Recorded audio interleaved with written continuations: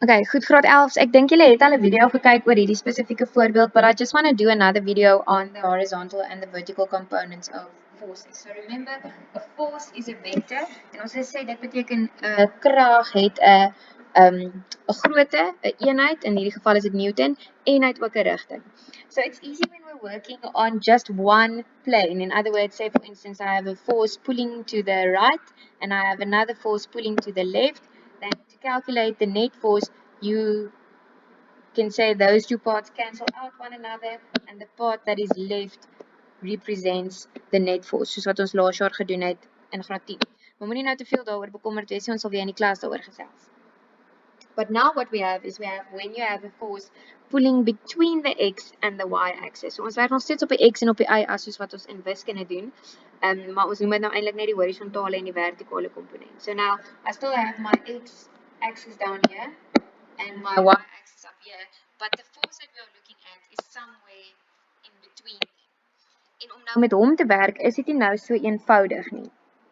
So wat ons toe gedoen het, is ons het 'n bietjie wiskunde hier ingesit om te sê, okay, maar as ek 'n krag het wat tussen die x en die y as werk, kan ek hom gaan opbreek in sy twee komponente. So we're basically taking that, drawing this line here and saying that forms a triangle with an acute angle. Nie met 'n acute angle nie, with a right angle. Met ander woorde 'n reghoekige driehoek. En sodra ek 'n reghoekige driehoek het, kan ek trigonometrie gebruik. Okay, but that's just a bit of the background. Let's look at what you actually have to do.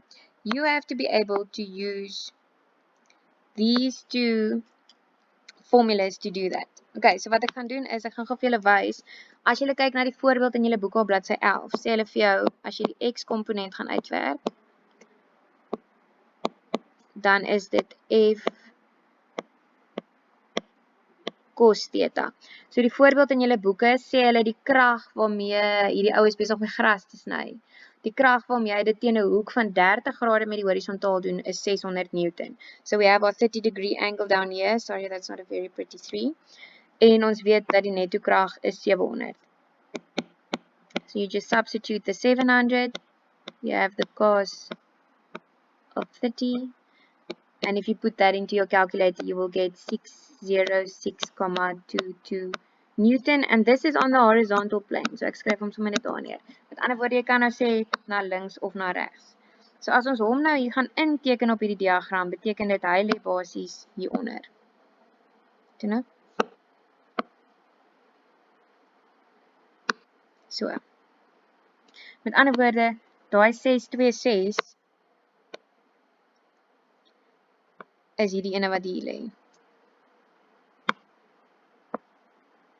8606, sorry julle. Okay, en dan doen ons dieselfde met die y-as, so dan sê ek die y-komponent van hierdie krag, met ander woorde die hoeveelheid daarvan wat opwaarts of afwaarts werk, is equal to 700 times sine 30 degrees, sien julle ek gebruik sin, and that's equal to 350 Newton, and that is on the vertical axis. Okay. In other words, that I can then draw here.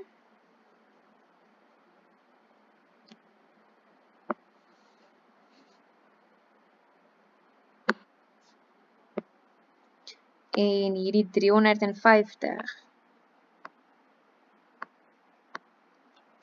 word dan deur daai blou pyltjie gerepresent. Ek hoop julle sien dat die geel en die blou saam groen maak. Ons het nou sommer 'n kunslesie tussenin ook. Okay, in other words, the net force is still this 700 Newton at an angle of 30 degrees to the x-axis.